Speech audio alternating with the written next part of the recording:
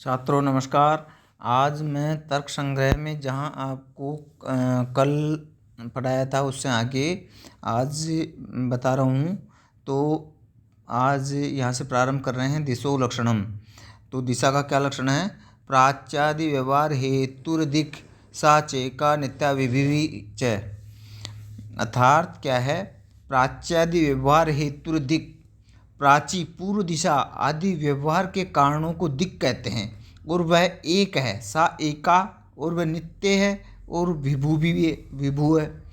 अब दिक् का लक्षण निर्दुष्ट है, वो लक्षण देते हैं कि प्राच्यादि व्यवहार से असाधारण कारणत्वम दिक्कत्वम, अर्थात प्राची आदि, प्राची का मतलब पूर्व आदि व्यवहार के असाधारण कारण को दिक् कहते हैं। आकाश आदि तो कार्य मात्र का साधारण कारण है, असाधारण कारण नहीं, अतः कोई दोष नहीं। यह प्राची पूर्व दिशा, यह अवाची दक्षिण दिशा और यह प्रतीची पश्चिम दिशा और यह उदीची उत्तर दिशा इत्यादि व्यवहार के असाधारण कारण को क्या कहते हैं? दिक् कहते हैं, अर्थात दिशा कहते हैं। हेतुर दिक् अर्थात हेतु दिशा है। ऐसा कहेंगे तो परमाणु आदि में क्या हो जाएगी? अतिव्याप्ति हो जाएगी। इसलिए उसको हटाने के लिए प्राच्यादि व्यवहार हेतु अर्थात प्राची आदि के व्यवहार का कारण कहा है। परमाणु प्राची आदि के व्यवहार का कारण नहीं है, अतः दोष नहीं है। इतने पर भी प्राची आदि व्यवहार के साधारण कारण आकाश आदि में अतिव्याप्ति होगी, इसलिए उसे हटाने के लिए असाधारण पद भी क्या है? देना चाहिए। भेद पूर्वकम आत्मनो लक्षण। अब भेद पूर्वक आत्मा का लक्षण बता रहे हैं कि आत्मा क्या है? ज्ञानाधिकरणम आत्मा, अर्थात ज्ञान के आश्रय को क्या कहते हैं? आत्मा कहते हैं। और वह क्या है? स द्विविधो, वह दो प्रकार की है। जीवात्मा परमात्मा च। तत्रेश्वरः सर्वज्ञ है, और उसमें परमात्मा ईश्वर और सर्वज्ञ सब कुछ जानने वाला एक ही है। तत्रेश्वरः सर्वज्ञ, परमात्मा एक एव। वह उसमें क्या है? परमात्मा ईश्वर समर्थ और सर्वज्ञ सब कुछ जानने वाला एक ही है। जीव प्रत्येक शरीर में भिन्न, विभु और नित्य भी है। जीव क्या है? प्रत्येक शरीर में भिन्न है, विभु है और नित्य भी है। विभु है और नित्य भी है। अर्थात क्या है? भूतलादि वारणाय ज्ञानेति, अर्थात क्या है? अधिकरण आत्मा, अर्थात आश्रय को आत्मा कहते हैं। ऐसा लक्षण करेंगे तो घट आदि के आश्रय भूतल में क्या हो जाएगी? अतिव्याप्ति होगी।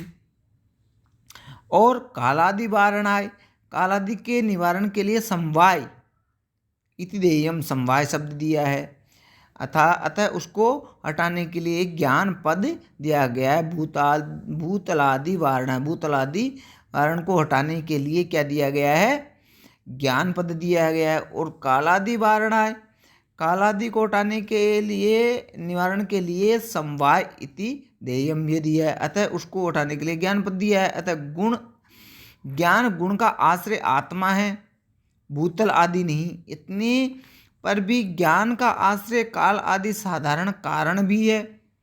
उसमें अतिव्याप्ति हटाने के लिए समवाय संबंधेन ज्ञानाधिकरणम आत्मत्वम, अर्थात समवाय संबंध से ज्ञान के आश्रय को आत्मा कहना चाहिए।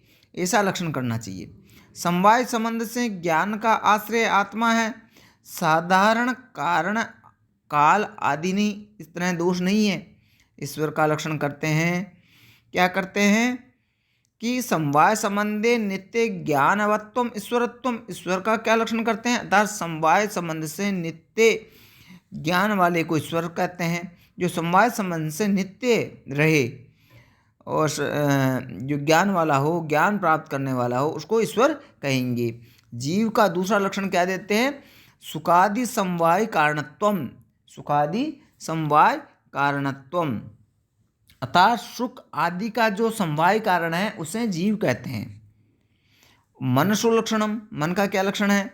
सुखाद्युपलब्धि साधनम इंद्रियम मनः, तच्च प्रत्यात्म नियतत्वात् अनंतम परमाणु रूपम नित्य च। सुख दुख आदि की प्राप्ति के साधन इंद्रिय को मन कहते हैं।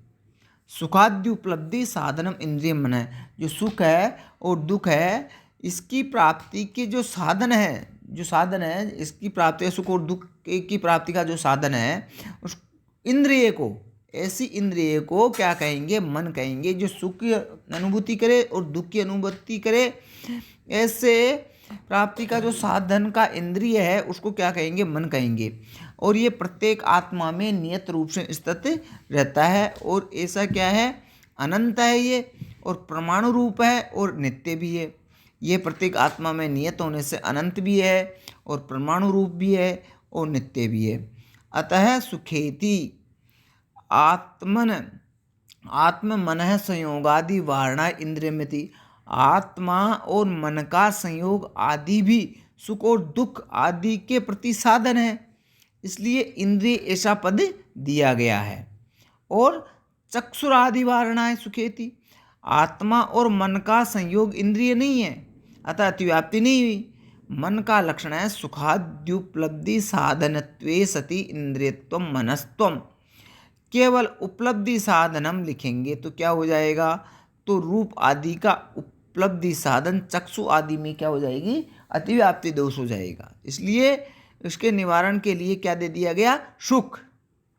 तो चक्षु आदि में अतिव्याप्ति नहीं होगी। चक्षु नेत्र इंद्रिय तो है पर आदि का साधन नहीं है ये, अतः यहाँ पे दोष नहीं है। अब है गुण का लक्षण क्या देते हैं? गुण का लक्षण है चक्षुर मात्र ग्राह्यो गुणो रूपम, अर्थात केवल नेत्र से ग्रहण किए जाने वाले को क्या कहते हैं? ऐसे गुण को रूप कहते हैं। नेत्र से ग्रहण किए जाने वाले के गुण को रूप कहते हैं। शुक्ल सफ़ेद, नील काला, पीत पीला, रक्त लाल और हरित हरा, कपीस काला और पीला, चित्र चितकबरा। इनके भेद से ये कितनी प्रकार का होता है? 7 प्रकार का होता है। तच्च शुक्ल नील पीत रक्त हरित और कपीस चित्र भेदात सप्तविधम पृथ्वी जल तेजो वृत्ति। पृथ्वी जल तेजो वृत्ति, अर्थात रूप पृथ्वी जल और तेज में रहता है। किस में रहता है? रूप पृथ्वी जल और तेज में रहता है। उनमें पृथ्वी पूर्वोक्त 7 रूपों में रहते हैं। 7 रूपों में अभास्वर न चमकने वाला, शुक्ल रूप जल और भास्वर चमकीला, शुक्ल रूप तेज में रहता है। रूप का लक्षण है चक्षुर मात्र ग्राह्यत्वे सति गुणत्वम रूपत्वम, अर्थात चक्षुरिंद्रिय मात्र से ग्राह्य होने से वाले गुण को क्या कहेंगे? रूप कहेंगे। चक्षुरादि ग्राह्यत्वे सति गुणत्वम रूपत्वम, अर्थात चक्षुरिंद्रिय मात्र से ग्राह्य होने वाले गुण को रूप कहेंगे। रूप के लक्षण में गुण पद नहीं देंगे तो क्या हो जाएगा? यो गुणो यदिंद्रियेण गृह्यते तन्निष्ठा जातिरपि तदिंद्रियेण गृह्यते, अर्थात जो गुण जिस इंद्रिय से ग्रहण किया जाता है उस गुण में रहने वाली जाति भी उस इंद्रिय से ग्रहण की जाती है। इस नियम के अनुसार रूपत्व आदि में अतिव्याप्ति होगी, अतः उसे हटाने के लिए क्या दिया है? दूसरे को प्रकाशित करने वाले रूप को क्या कहेंगे? भास्वर कहेंगे। और इसके लिए इस नियम के अनुसार रूपत्व जाति में अतिव्याप्ति होगी, उसे हटाने के लिए क्या दिया है? गुण पद दिया गया है। केवल ग्राह्य लिखेंगे तो रचना आदि इत्यादि से ग्राह्य, इसमें अतिव्याप्ति होगी, अतः चक्षुर ग्राह्य लिखा गया है। सो इसके चक्षु से ग्राह्य न होने से दोष नहीं है, क्योंकि रचना इंद्रिय से ग्राह्य है। अब मात्र पद नहीं देंगे, अर्थात चक्षुर ग्राह्य इतना ही दें तो संख्या आदि में क्या हो जाएगी? अतिव्याप्ति हो जाएगी, क्योंकि संख्या आदि भी चक्षु से ग्राह्य है। अतः मात्र पद देने से उसमें अतिव्याप्ति नहीं होगी। क्या नहीं होगी? अतिव्याप्ति नहीं होगी, क्योंकि संख्या केवल इंद्रिय से ही ग्रहण की जा सकती है, जाती है। और आंखों को मूंद कर छूने से उसका ग्रहण नहीं किया जा सकता। आंखों को मूंद छूने से भी इसका ग्रहण किया जा सकता है। अब क्या है, यद्यपि प्रभा, सूर्य तेज और भीति का संयोग भी चक्षु से ग्राह्य है, उसमें अतिव्याप्ति हटाने के लिए गुण पद से विशेष गुण की विवक्षा होने से, उसी से संख्या आदि का निवारण होने से मात्र पद व्यर्थ है, जैसा कि विशेष गुण है। बुद्ध्यादि षष्टकम स्पर्शांता स्नेह सास सिद्धि को दर्भ अदृष्ट भावना शब्दा अमी विशेषा गुणा। अब है आगे है रस का लक्षण दिया है। रस का लक्षण क्या है? रस के रसस्य लक्षणम भेदास्य रसनाग्राह्यो गुणो रस है। रसना इंद्रिय जीव से ग्रहण किए जाने वाले गुण को क्या कहते हैं? रस कहते हैं। और वह कैसा होता है? स मधुरा अम्ल लवण कटु काषाय तिक्त वेदा षड्विध है, वो 6 प्रकार का होता है। मधुर है, अम्ल है, और क्या है, कटु है, तिक्त है और कषाय है। इस भेद से पृथ्वी जल वृत्ति ही, यह रस पृथ्वी और जल में रहता है। पृथ्वी और जल में रहता है। कौन सा? जो यह है रसना इंद्रिय से ग्रहण किए जाने वाला जो गुण है, रसना से ग्रहण करने वाला जो मीठा आदि, ये क्या है? पृथ्वी जल में रहता है। उसमें पृथ्वी में मधुर आदि 6 प्रकार के रस रहते हैं, जल में केवल मधुर रस ही रहता है। जल में कौन सा रहता है? मधुर। रसत्वादि वारण, रसात्वादि के वारण के लिए गुण पद दिया गया है। रूपाद अतिव्याप्ति वारणा, रूप आदि से अतिव्याप्ति हटाने के लिए यहाँ पर रस पद दिया गया है। पृथ्वी जलयोर इत्यर्थ है। षड्विध इति अत्र रस इत्यनुवर्तते। अब गंधस्य लक्षणम, गंध का क्या लक्षण है? तस्य भेदो घ्राण ग्राह्यो गुणो गंध है स द्विविध सुरभि असुरभिश्य पृथ्वी मात्र वृत्ति ही। अर्थात घ्राण इंद्रिय से ग्रहण किए जाने वाले गुण को गंध कहते हैं, और उसके 2 भेद हैं, सुरभि सुगंध और असुरभि दुर्गंध। गंध का लक्षण है घ्राण ग्राह्यत्वे सति गुणत्वम। गंध केवल पृथ्वी में रहता है। कहाँ रहता है? पृथ्वी में रहता है। घ्राण इति गंधत्वादि वारणा अतिव्याप्ति वारणा है गुण इति घ्राण। जो गुण जिस इंद्रिय से ग्राह्य है, उसी इंद्रिय से उस गुण की जाति ग्राह्य होती है। इस नियम के अनुसार, अर्थात जो गुण जिस इंद्रिय से ग्राह्य है, उसी इंद्रिय से उस गुण की जाति ग्राह्य होती है। इस नियम के अनुसार क्या है? इस नियम के अनुसार घ्राण इंद्रिय से, किससे? घ्राण इंद्रिय से ग्रहण की जाने वाली गंधत्व जाति में अतिव्याप्ति हटाने के लिए गुणपद दिया गया है। घ्राण ग्राह्य न लिखकर गुण गंध है ऐसा लिखेंगे तो रूप आदि में अतिव्याप्ति हो जाएगी। उसे हटाने के लिए घ्राण ग्राह्य लिखा गया है। रूप आदि घ्राण ग्राह्य नहीं, इसलिए अतिव्याप्ति नहीं होती है। पृथ्वीति तत्सत्वे तत्सत्वम अन्वय तद्भावे तद्भाव, व्यतिरेक अन्वय व्यतिरेक और व्यतिरेक व्याप्ति। इस नियम के अनुसार पृथ्वी का संबंध होने पर गंध की प्रतीति होना और पृथ्वी का संबंध न होने पर गंध की प्रतीति न होना। इस प्रकार पृथ्वी के गंध की ही प्रतीति जल में हो सकती है।